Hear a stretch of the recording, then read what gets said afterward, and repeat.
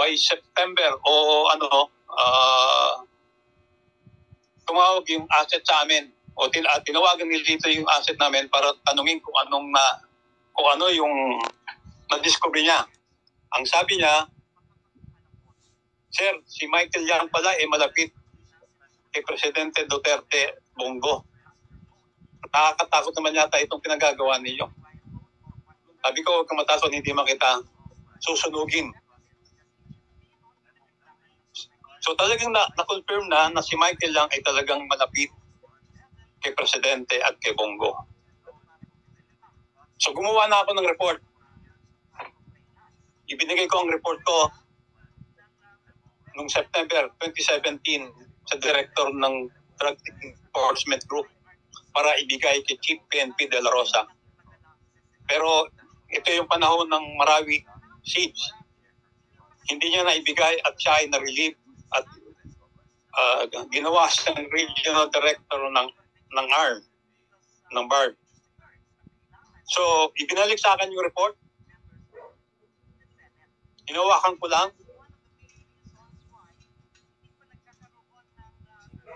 Then, nung December 2017, nalaman ko na si Alan Lim ay iniimbestigahan din ng anti-kidnapping group dahil sa involvement sa kidnap or ransom ng mga Chinese sa mga pogo. Ang report noon kay Alan Lim is alias Ayong, kasi itong si Alan Lim ang dami niyang pangalan. Si alias Ayong ay siya nagpa-facilitate ng payment ng mga ransom. Parang umabot na sa 120 million yung na-facilitate niyang payment.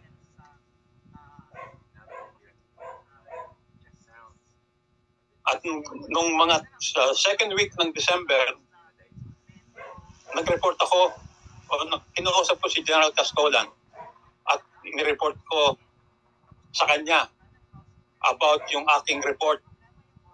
Kasi sinabi ko sa kanya, sir, mukhang hindi naman totoo yung war on drugs. Sabi niya, bakit?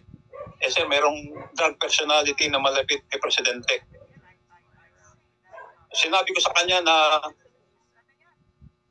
meron akong report at kinuha yung report ko. Ibinigay ko sa kanya the following day. Then, nung mga bago mag-Christmas, nalaman ni General Bato de la Rosa na meron akong report about Alan Lim. Ipinakuha niya yung report kay General Cascolan. So, alam na ni General Bato de la Rosa bago mag-Pasko ng 2017 ang report ko. Pero wala akong nalaman o wala siyang official na ginawa.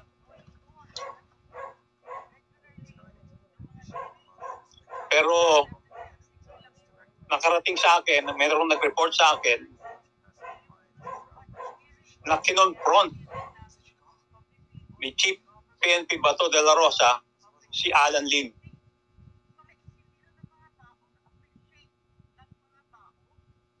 At umamin si Alan Lim sa kanya na siya yung nasa report ko. Siya yung involved sa Cavite Laboratory noong 2003.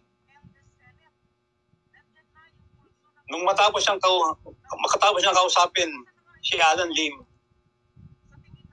ay hinabol siya ni Michael Yang para kausapin tungkol kay Alan Lim na mayroong bit-bit na bag na punong-puno ng pera.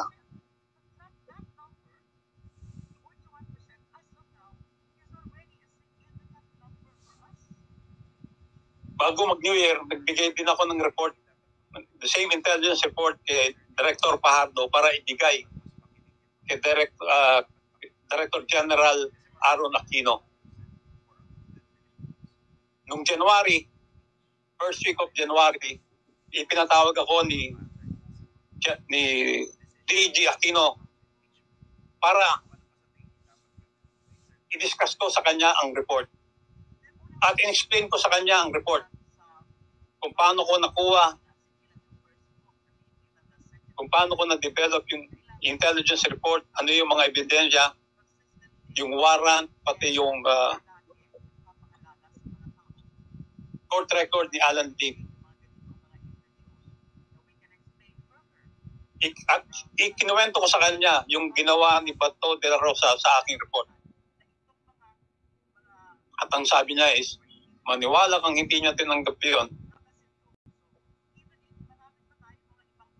Then, noong February 2018, command conference sa Cebu. Gabi, nung tinawagan ako ni DG Aquino para informahan ako na naibigay niya na ang report ko kay Sap Bongo. Ang sabi niya is mag-prepare ako at kakausapin ako ni Bongo. Pero hindi ako kinausap ni Bongo. Walang nangyaring meeting.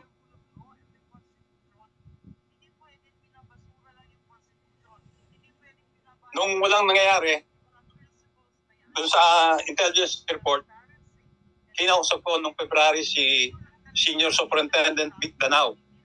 At alam kong malapit siya kay Presidente na baka pwede siyang magpakita kay Presidente. Kasi ang feeling ko hindi nakakarating kay Presidente yung report ko. So kinausap ko siya, nag-uusap kami, binigay ko sa kanya yung report. Sinabi ko sa kanya yung tattoo, yung dragon tattoo, Michael Yang. At ang sabi niya is, oh sir, meron ng tattoo yan sa likod. Inamin niya na may tattoo si Michael Yang sa likod. Pero wala din nangyari. Walang feedback sa akin si Vic Danao. Lumipas ang panahon, mabot ng naupo si General Albayalde. Noong May 2018, nakipag-meeting ako kay General Albayalde. Ibinigay ko ang report ko. Ang sabi pa niya, meron ba akong picture dyan? Sabi ko, wala sir. Si Sir Bato lang ang meron. Pero wala rin nangyari, walang aksyon. Akong narinig. September 26, I was invited sa Senate Blue Ribbon hearing tungkol sa magnetic lifter. October 9, 2018, ito yung araw na ibinigay ko kay Senator Gordon yung report ko na hindi niya inaksyonan o tinago niya. Mas ginamit niya yung white paper na galing sa Malacanang na merong link diagram ang aking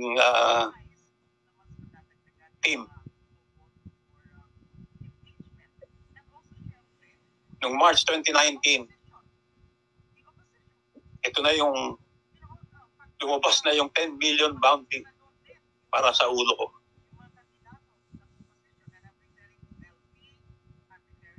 Yan po yung timeline ng aking report. Ngayon po, ibibigay ko naman sa inyo yung anong ginawa nila sa aking report.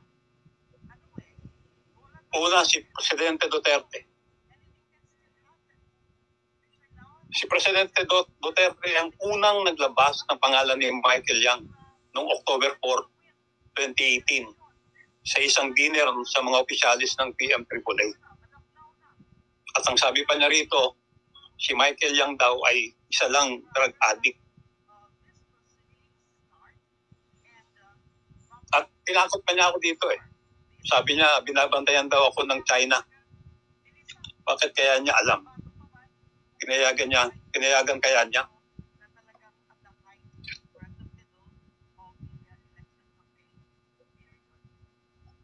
Then, meron siyang okasyon sa South Cotabato. Dito talagang dinaretso niya lang ang militar. Bakit daw buhay pa ako? At kung ano-ano pang sinabi na ni Duterte sa akin dito. Nagbigay daw ako ng 1,000 AK-47 sa NPA. Puro kasinungalingan.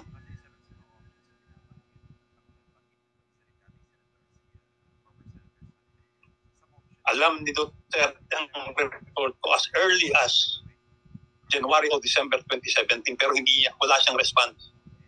Hindi niya inaksyonan. At nung babalitaan nilang lalabas ang report sa Senate hearing, siniraan nila ako.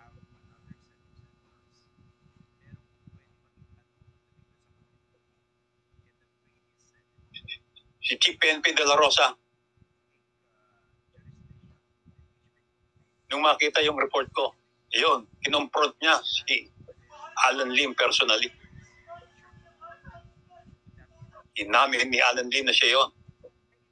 Kaya hinabol siya ni Michael Yang para kausapin. At sabi pa ni De La Rosa na nakausap niya ako noong 2016 about Michael Yang.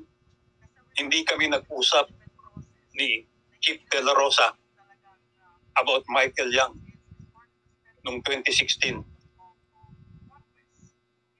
Minsan hindi kami nag-usap ni Chief De La Rosa tungkol kay Michael Yang.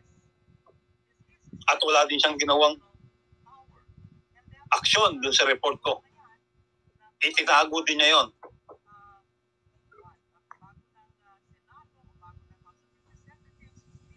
Si Aquino naman, Director General Aaron Aquino, inamin niya na natanggap niya yung report ko. Inamin din niya na nag-usap kami. Pero ang sabi niya, nakalimutan niya kung kanino niya ibinigay sa Malacanang. Hindi niya maibigay yung pangalan ng opisyal na nakausap niya sa Malacanang. Nakalimutan niya raw. Napaka-importanting report. Makakalimutan mo kung kanino mo ibinigay. Director General ng PIDEA.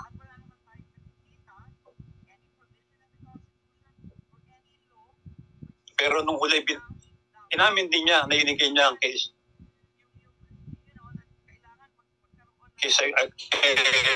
Bongo ang report ko. Si Bongo naman, ang ginawa niya, paggawa siya ng white paper laban sa amin. At ang suspetya ng grupo namin, si Colonel Ferdinand Marcelino ang gumawa ng white paper. Naglabas ng white paper na walang pirma. Pero yun ang pinaniwalaan ni Senator Gordon.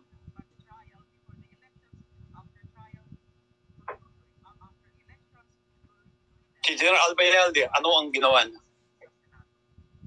Dininay niya na nagkita kami. Yun ang ano niya. Dininay niya. Nung ipakita yung picture sa kanya, umamin din siya. He claims he cannot remember. Pero ayan ang ebidensya, yung litrato. At pinagbintangan niya pa ako. Na-involve ako sa pagkamatay ng Koreanong si Yoo Ik-kyu. Pati yung smuggle ng AK-47, ibinintang sa akin. At sinasabi pa niya, bakit hindi ko pa inaksyonan?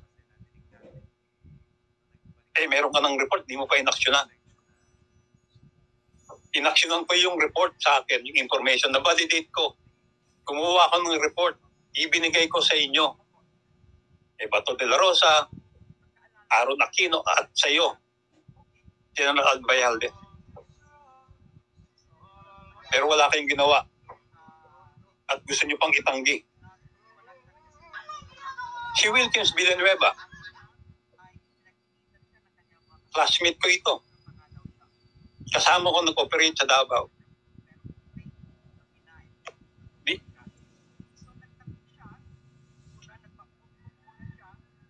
Hinilang niya si Michael Yang na hindi raw involved sa droga. At si Alan Lim, nung talk to the people ni Duterte. Sabi niya, nung investigation, nung 2004, sa Davao, walang Michael Yang. Talagang walang Michael Yang. Kasi ang investigation, surveillance, nag-start ng October, November hanggang December. Ang participation ni Michael Yang sa Davao is yung tumanggap. Siya ang nag-receive ng 2 container ng chemicals at equipment noong August. So talagang hindi namin siya makikita. At nalaman ko lang ang pangalan ni Michael Yang is noong April 2016.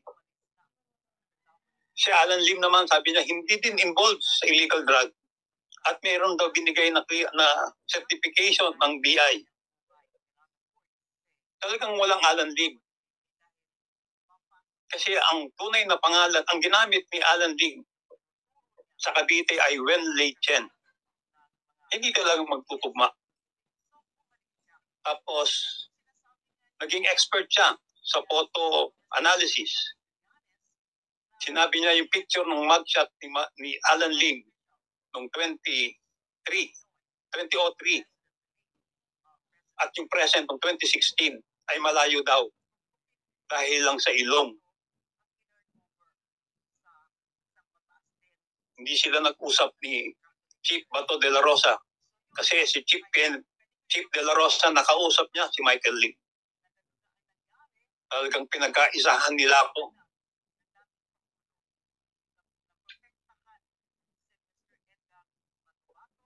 So, sino yung mga high value doon sa report ko? Si Michael Yang, si Li Wenxiong, Alan Lim, Wen Lei Chen, Ayong. Si Johnson Chua, siya yung may-ari. Meron siyang warrant, standing warrant. 2 standing warrant. Si Yan Yishu, Akaan Randy. Ito yung kasama ni Marcelino na nahuli sa loob ng laboratory sa Santa Cruz. Tinulungan nilang madismiss ang kaso nila. Tinulungan ng Administrasyong Duterte madismiss ang kaso ni Marcelino at saka ni Alias Randy. Ito yung mga taong high value target talaga. Pero wala silang ginawa. So ang aking analysis dito is President Rodrigo Roa Duterte, si Bongo Bato de la Rosa, Oscar Albayalde, Aaron Aquino, Wilkins Villanueva, pinotat, binibigyan nila ng proteksyon si Michael Yang at si Johnson Chua at Alan C. 2004 pa lang, protected na pala itong sila Michael Yang at si Johnson Chua. Hindi malayo nakilala rin ni Presidente Duterte at Bongo itong si Johnson Chua at si Alan C. At ngayong 2016 at hanggang ngayon, ang partner ngayon ni Michael Yang ay si Alan Lim o si Li Wenxiong na involved doon sa drug bust sa Cavite. Inimbestigahan ng AKG. At ngayon, lumalabas na involved sa droga, sa pogo at parmali. Ito yung mga taong pinotektahan nila. Ngayon po, magbibigay po ako ng aking obserbasyon at assessment dun sa war on drugs. Kasi ang war on drugs is a cover-up. Yung Command Memorandum Circular number 16 o double barrel. Ang pinakaano lang niya, ito yung pinaka-mission, intent ng double barrel. The PNP intends to equally address illegal drug problems in the barangays and at the same time pursue the neutralization. Dito pa lang mali na eh. Dapat dito prosecution of illegal drug personalities as well as the backbone of illegal drug network operating in the country. Ang purpose talaga is to address street-level addicts, neutralization, again, neutralization of illegal drug personalities. Dapat yan,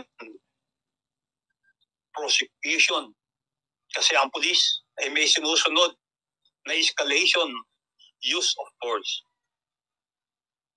Talaga ang intent, kumbaga is sa lingwahe ng mga uniform service, ang commander intent ng circular double barrel is neutralization, patayin.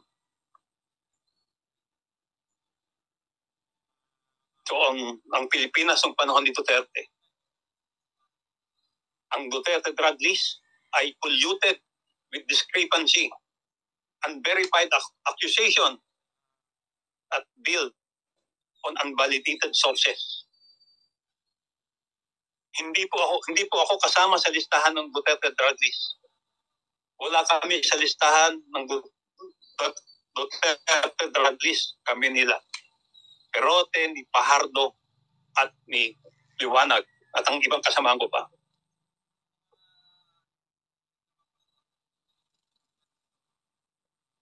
Puro EJK associated doon sa kunyaring linisin ng karsada.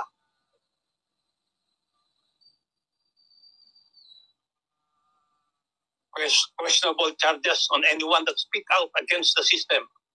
Ako yung pinaka-example dito. Hindi lang ako, marami.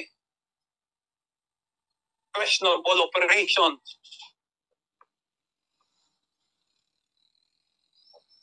Protecting the Bureau of Customs as the entry point to the large volume of illegal drugs. Kung matatandaan nyo yung floating cocaine in the Philippines waters ng 2019, sabi ni Director General Aquino at that time, yung floating cocaine daw ay decoy o diversionary tactics to mislead the authorities. Sinasabi ng ayaw na raw gamitin ng sindikato ang Bureau of Customs kasi may higpit na raw sa mga ports natin. Pero ang sabi ng Australian Federal Police, yung floating cocaine recovered was said to be a part of the shipment that was thrown out to the sea by the drug syndicate to avoid the apprehension of Australian police. Pangalawa, seizure sa Cavite, sa Alabang at Cavite. February 2019, 2 billion worth shabu sa Cavite. March 19, 2019, 1.1 billion worth of shabu sa Alabang. Both, ang sabi ni DG Aquino, ships side smuggling ng Golden Triangle Syndicate. Ang bilis ng kanyang assessment. Pero noong March 23, 2019, Bureau of Customs still intercepted and seized 1.8 billion worth of shabu based from the information shared by the Vietnam authorities. Talagang tinatago nila, pinoprotektahan nila ang Bureau of Customs. Ito ang pinakamaganda example. May 29, PDEA and BOC conducted a fabricated control delivery. Ito yung abandon na tapioca. May nanalong bidder. Abandon shipment of tapioca. Pina-auction ng BOC. May nanalong bidder. Nilabas ng bidder yung shipment. Sabi ng custom at PDEA cleared. Walang droga. Pagdating sa bodega, mayroong lamang droga. Ni-report ng winning bidder ang ginawa ng BOC at PDEA, kinasuhan yung winning bidder. Pero nagsumbong siguro ang winning bidder kay Senator Lacson kasi meron siyang privilege speech. Ang sabi niya, there was no such operation. It was just a dishonest act to hide the fact that another shipment of illegal drugs passed through Bureau of Customs. Specifically, the BOC held an auction on abandoned tapioca shipment that it was later discovered by winning bidder to have illegal drugs and reported it. Ang galing talaga ng PIDEA.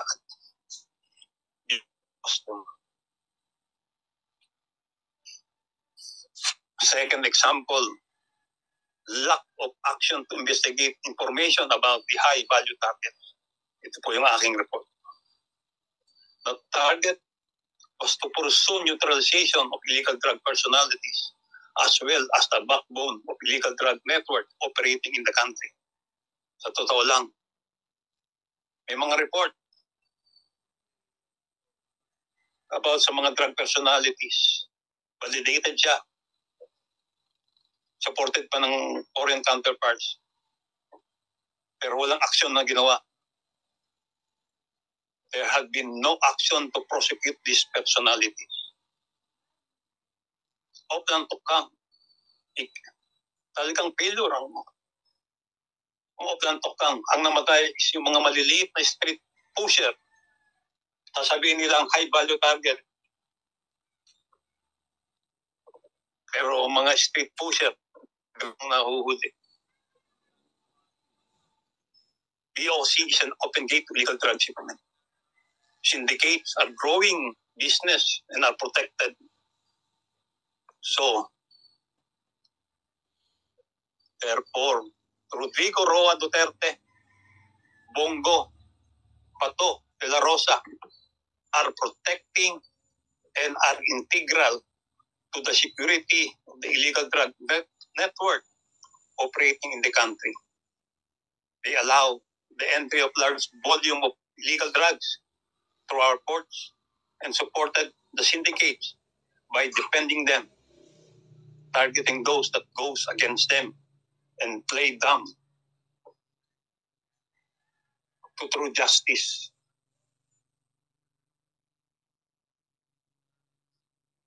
These are my facts based on my personal experiences, information gathered, and assessment as an experienced anti-narcotic operator for 2 decades. To the long gray line, alam kong gusto niyong i-challenge ako. Ang sagot ko sa inyo, all right, sir. Maraming salamat po, Mr. Chairman. Okay, salamat Colonel, no. At this juncture, we will ask the members to ask or propound questions to Colonel Acerto. But before we entertain the members, let me just make a clarification, Colonel. Meron lang po akong tatanong, no. Kayo po ba ay ever since ay operative na ng Drug Enforcement Group ng PNP? Nagsimula po ako nung sa EDSOT 2003. In creation ng start po ng creation ng EDSOT, nandun na po ako. At naging executive officer ako ng EDSOT hanggang 2011 o 12. Pero kahit po wala na ako sa EDSOT Santras, ay tumutulong sa anti-illegal drug operation ng PNP. At patuloy din po kung kinakausap ng counterpart kung meron silang mga impormasyon o meron silang itatanong. Hindi po naputol ang aking tulong sa o paggawa ng aking tungkulin, lalo na sa kampanya sa illegal drug. Okay. Sabi niyo po sa inyong kwento na since 2016, naririnig niyo na yung pangalang Michael Yang. Tama po ba yan? Opo. First time ko po narinig ang pangalang Michael Yang noong April 2016. So, 2016 of April, meron na ho kayong impormasyon tungkol sa alleged involvement sa drugs nitong Mr. Michael Yang na ito? Opo. paano po nyo nakuha yung impormasyon? Paano nyo po na-gather? Binalidate nyo ho ba yung impormasyon? Opo. Nung tanggap ko po yung report ng April 2016 election, nagsimula na po ako mag-validate, magtanong-tanong, kumuha ng impormasyon.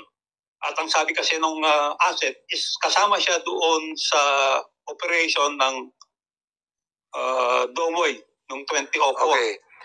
So, sinek namin yung record namin together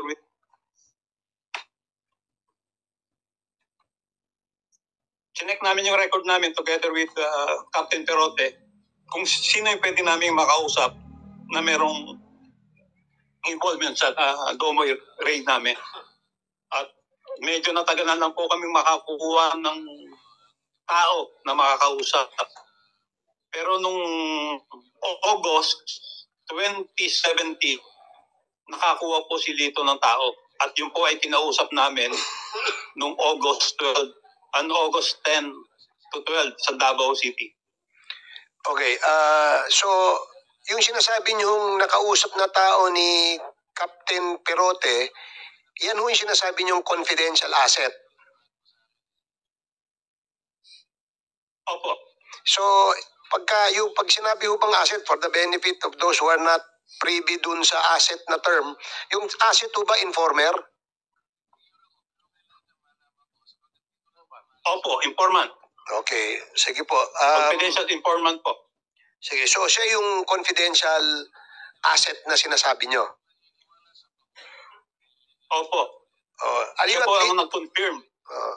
Sa unang information ng informant. So sa kanya ho nang galing yung impormasyon na nakalap ninyo na meron pong Michael Yang na involved po sa droga. Ang una pong nagsabi sa akin doon is nung April 2016, yung informant number 1, para po malinaw. Informant number 1, sinabi lang si Michael Yang involved sa Davao at laging kasama ni Presidente noong 2016 campaign.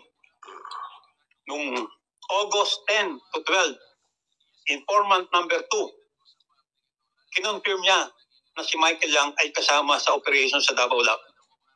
At siya rin ang nagsabi na merong itong tato sa likod ng dragon. Yung hubang mga informant na ito, buhay pa? Sa inyong palagay? Sana po. So wala ho kayong idea? Kaya lang po, simula po nung magtaga ako dahil sa pananakot ni Duterte, wala na po akong nakausap dito sa Pilipinas. Yun ho bang confidential asset number 1 na nagbigay sa inyo ng information about Michael Yang, parehas rin ho ba ng impormasyon na nakuha nyo kay informant number 2? Ano ho bang pangalan nito if you are at liberty to disclose this? Kahit alias lang ho.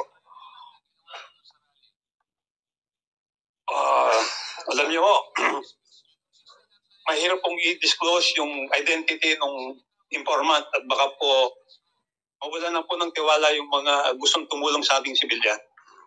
Naintindihan ko po yun. Pero ang informant number 1, ang sabi niya is si Michael Yang is laging kasama ni then candidate Rodrigo Duterte at ni Bongo. At ang sabi niya is kasama rin yan sa Davao 2004 laboratory. So dahil kami nagtrabaho sa Davao, meron kaming information sa Davao. So nireview namin yung aming records, tinignan namin kung sino yung pwedeng makakausap doon. At nga nung August, may nakausap si Captain Perote. Kaya nagpunta kami ng Davao ni Captain Perote para kausapin yung informant number 2.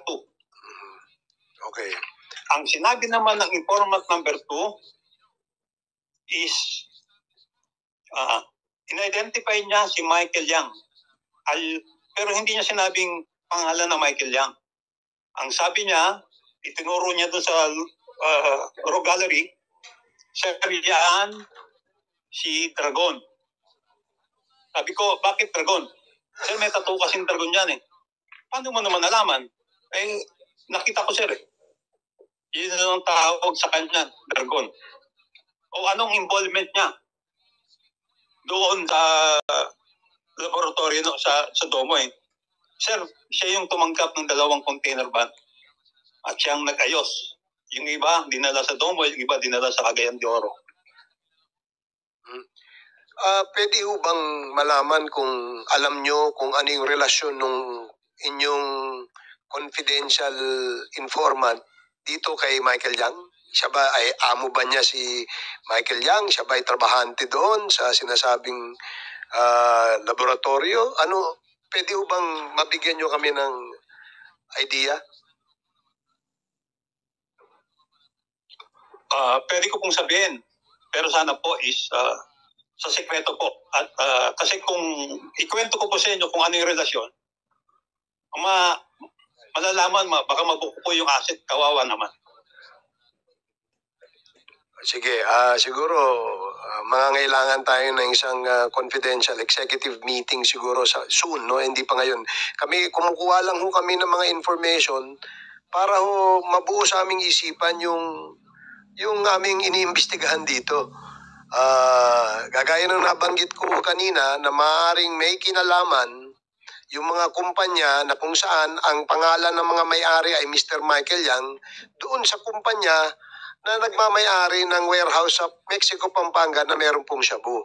So gusto lang naming malaman, no? Kagaya nung nabanggit nyo kasi kanina, sinabi nyo na si yung Michael Yang na yan, may tattoo sa likod at ang pangalan niya ay Dragon according to your asset. And it appears na dahil alam niya, nakikita niya siguro, naku ba, he must probably be an insider.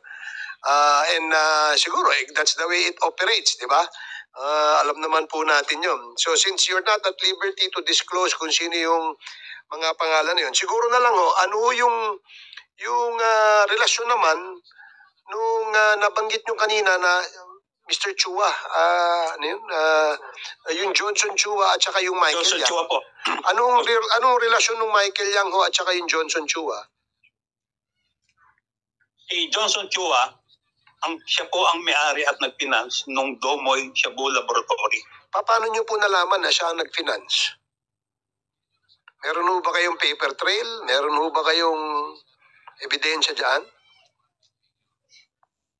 And, yun po ay resulta ng old-fashioned police intelligence work na assessment ng mga na ginawa namin. Okay. Yun din po ay galing din po sa mga informante. Yan pong si Johnson Chua, nung nirate namin yung Domoy nung December 31, 2004, meron siyang bahay sa Davao City, malapit sa eskwelahan ng Stella Maris. Itong bahay na to ay pinupunta to ni Alan C. Merong nakikita namin siya doon pero hindi namin alam ang pangalan niya. Ang gamit ng sasakyan is Pajero. Nung nirate namin nung 31, si Johnson Chua ay dali-daling tumakas. Kumbaga is after a few hours nang nirate namin yung Domoy, si Johnson Chua ay tumakas papuntang Maynila by land. Gamit niya yung kanyang Pajero. Yan ang kwento, ang report sa amin ng asset. Okay. Kaya hindi namin nahuli si Johnson Chua. At tapos, na-identify namin si Johnson Chua dahil yung warehouse sa Cagayan de Oro, siya ang nakalistang lessor. Siya ang nagrenta ng warehouse kung saan nahuli yung mga chemicals. Ito ay nirate ng PIDEA Regional Office 10. Ang nag-rate noon ay ang regional director na si Rene Orbe. Okay. Pero ang nakadiscover nung bodega na yon ay kami rin po. Kaya lang hindi namin siya ni-rate kasi ang thinking namin is babalikan yon para kunin. So, ibinigay namin sa PIDEA 10 noon na bantayan. kung sinong kukuha. Kailan po, ang nangyari is nainip ang PIDEA Region 10, nirate nila nang hindi namin alam. Okay. So nung nirate, nag-file na ng kaso, pangalan ni Johnson Chua ang nagrenta. Kaya siya na-issuehan ng warrant sa Cagayan de Oro. Okay. Meron ho ba kayong idea ano nangyari doon sa yung sinasabi nyong na facilitate nung Mr. Michael Yang na shipment? Diba? Ang sabi nyo kanina pag sa pagkakatanda ko, yung shipment na yon isa dineliver sa Cagayan de Oro, yung isang container, at isang container ay dineliver naman po sa Davao. Tama po ba yung pagkakatanda ko? Yung dalawang container po is na-discarga lahat sa Davao City. Sa isang bodega ron nila, bodega ni Alan C. Okay. Tapos, at unti-unti po nilang inililipat sa iba-ibang mga laboratory sa Domoy at sa Cagayan de Oro. Okay. Sige po. Salamat po, Colonel. The members Salamat po. is now...